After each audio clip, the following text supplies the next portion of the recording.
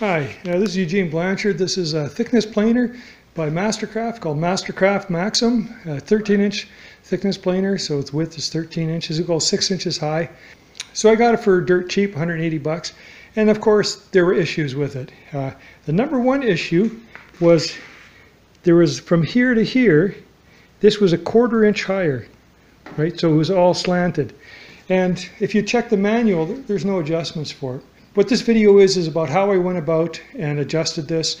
What we're going to do is adjust this so it goes up. It was so difficult, it took 2 hands to turn this. Whoops, it's locked. Right now it just turns like butter. You can adjust it. The other thing that I've done is I've checked the levelness of this. It was out, so I had to adjust it. We'll go through that. Had to calibrate this, so it was out by 32nd of an inch. Right, and then I also checked the cutting blades on it, and it works quite well down. So let's get into it. All right, to take it apart, there's 8 screws here. These come off. These screws, this one was a problem. When I put it back together, what I did is I just wiped off some anti-seize compound. So I got some anti-seize, right? Just because I had one screw couldn't get off. This one over here is seized. I don't want to do that one, so put it back on. Next time I take it apart, anti-seize, and it'll come apart easy. You have to remove the cover with the screws here. There's 8 screws. Of course, out of the 8, one of them froze, so I had to cut it off with the Dremel tool, the head, and then I could easily get it out. It seemed once it heated up, it was good. I was going to take both covers off, but this screw's frozen in here, and it's on a shaft, so I don't want to break that off. So I said I'll just take off one. So I took off one, a bolt here, bolt here. This pops off. I'll just put it down. This cover just pops off. And now we have a adjustment here, right?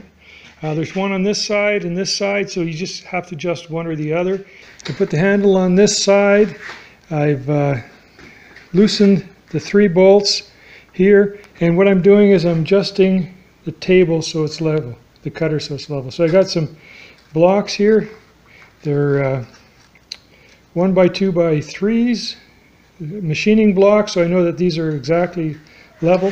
And what I can do is I can turn this one until that touches. Keep turning it.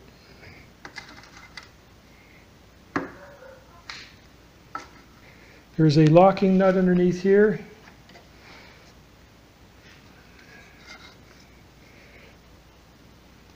I should put some of the screws in.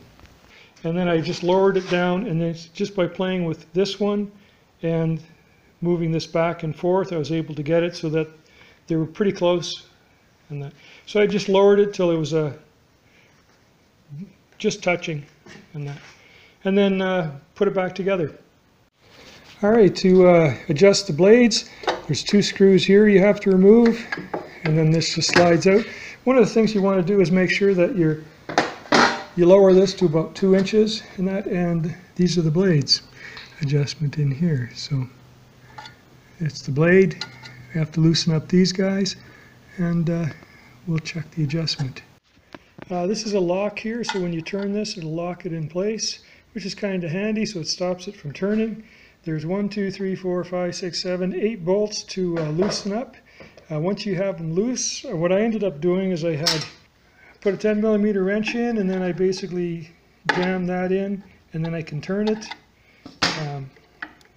And it turned okay. Got all of them loose. Once they're loose, you can adjust them with these little hex head units. What I have is a dental pick out, because what I like to do is clean out the socket hole here and that. And then you have, for this model, you have 2 adjustments. They got little magnets on them. Stick it like that.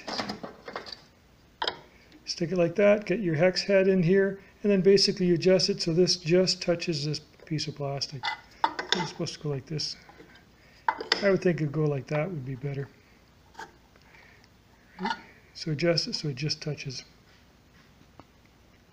Now what I'm going to do is I'm going to check the levelness of the table here.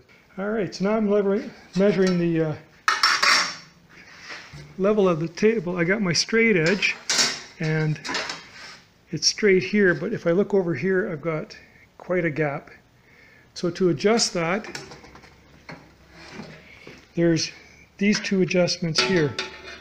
So I'll adjust both sides of the table.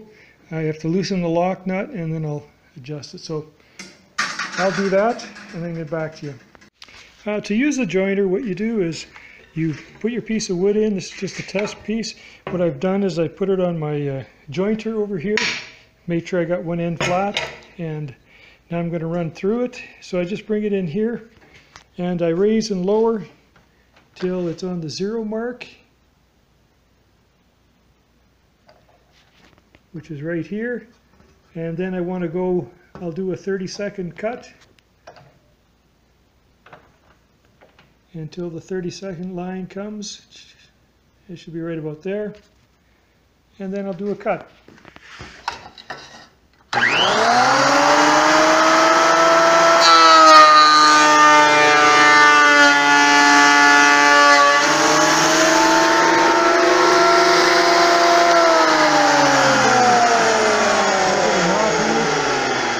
It's a little bit of knot here and then a knot here, but it's come out pretty good. That was a thick cut, so what I'll do is and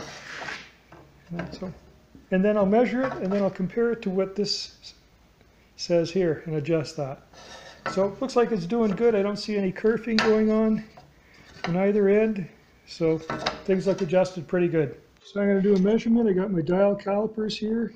Now let's get over here the light, and I measure, and it's coming out to roughly 0.7 inches. So then I can come over here and I can check and see what this is measuring. So when I measured it here, it was at 11/16. 11/16 is 0.6875, and what I had measured was 0.705. So it was off by 1/32 of an inch. So I raised this up to 23/32, and 23/32 gives me 0.71 something. So it's off 718 or something like that. So it's off by about 10 thou. But in woodworking, we don't care. If I was doing a sheet metal, that would be something different. So we have it calibrated here, we have it calibrated here, we have it leveled, we've checked the cutting on it. This thing turns so smoothly now, it's ridiculous.